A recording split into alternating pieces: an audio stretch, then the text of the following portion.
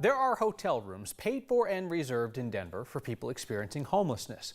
And at last check, more than half were empty.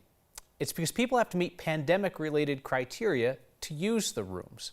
Our Marshall Zellinger looks into this program that the city is hoping to continue after the pandemic.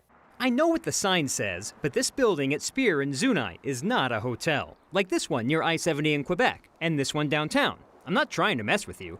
These hotels are rented out by the city of Denver and the Colorado Coalition for the Homeless as pandemic shelters for people experiencing homelessness. FEMA only allows us to offer non-congregate shelter to people with certain qualifying conditions. Because federal FEMA funds are paying for the 646 hotel rooms currently reserved, the residents have to fit one of the following criteria: be older than 65, have a health condition that puts them at great risk of COVID, or sick with COVID. One of the facilities is activated respite, is what we call it. It's for someone who's symptomatic or positive for COVID to get better. And we're really fortunate that that facility is not highly utilized. That means there are vacant rooms. The city is paying for hotel rooms that may sit empty. Every day, we're going to have vacancies in these motels. When we're able to move people out, their room becomes vacant, and it may take us some time to turn that room over and make it appropriate for another person to come in. Take the Aloft Hotel downtown, for example. The city rents the whole building, 140 rooms. 98 are full, 42 are vacant. One of the reasons for that,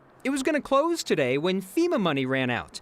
Well, FEMA extended the program, and City Council recently approved $11 million more that will be reimbursed by FEMA to keep these types of shelters going. Now we're having to rehire staff and reevaluate folks for being able to get into those rooms. At the hotel shelter near I-70 in Quebec, there is Sand Creek, and someone camping along Sand Creek, just feet from where they could be living inside. We do move a lot of people from encampments into the motel rooms, but again, they still have to meet the criteria of being at high risk.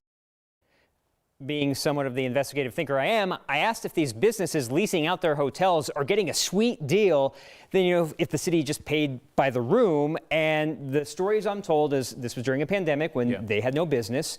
And sure, they met as a partner with the city and with the Colorado Coalition, said, you need rooms, we've got empty rooms, here you go. And now maybe they're missing out on revenue because if they opened up as a regular hotel, they could be getting more than perhaps the city is paying.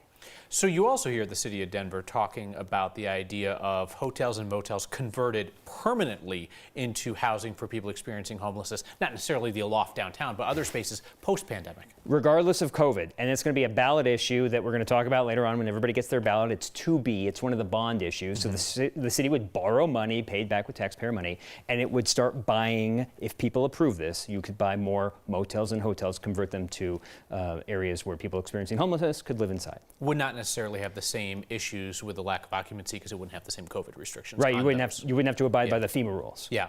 All right, well, we want people to have a safe and warm place to stay because, as you prove, it's sweater weather.